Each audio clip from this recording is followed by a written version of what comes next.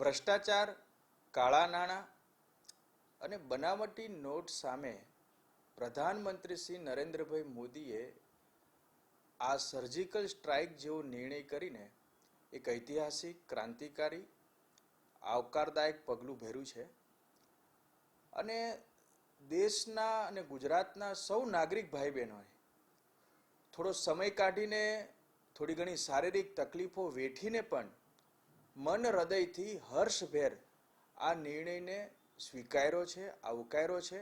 એ બદલ હું હૃદયપૂર્વક ભાજપ તરફથી દરેક નાગરિક ભાઈ બહેનોનો આભાર માનું છું.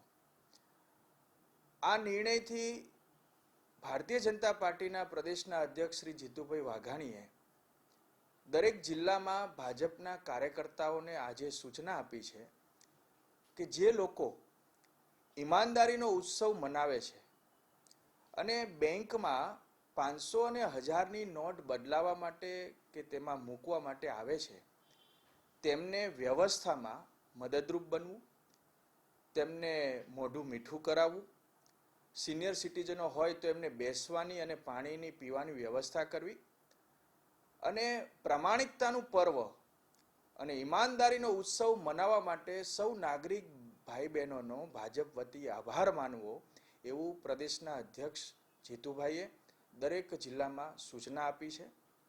અને અમે મીડિયાનો પણ હૃદયપૂર્વકનો આભાર માનીએ છીએ કે આ નિર્ણયને જે રીતે સચોટ માહિતી આપીને, તજજ્ઞો દ્વારા, ડિબેટ દ્વારા સમાચાર અને માહિતી આપીને લોકોમાં ગભરાટ ના ફેલાય અને એકદમ લોકોને યોગ્ય માર્ગદર્શન મળે એ માટે મીડિયાએ પણ સુંદર સારી ભૂમિકા અપનાવી છે. બદલ મીડિયાનો પણ ભાજપ હૃદયપૂર્વકનો આભાર માને છે.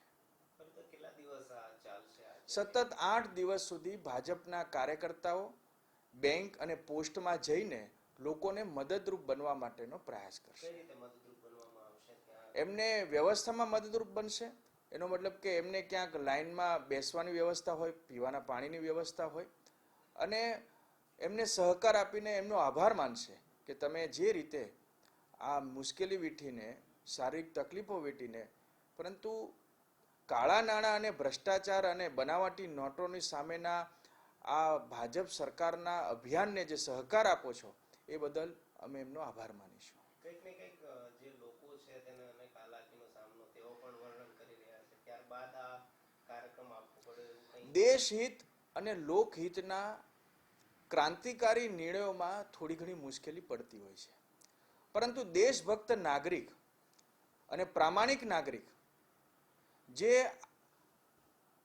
કાળા નાણાં અને ભ્રષ્ટાચારની સામે કે બનાવટી નોટ સામે એના હૃદયમાં આક્રોશ છે અને એટલા માટે એ આ નવી વ્યવસ્થાને મન હૃદયથી અને દેશભક્ત નાગરિકની જેમ સ્વીકારતો હોય છે.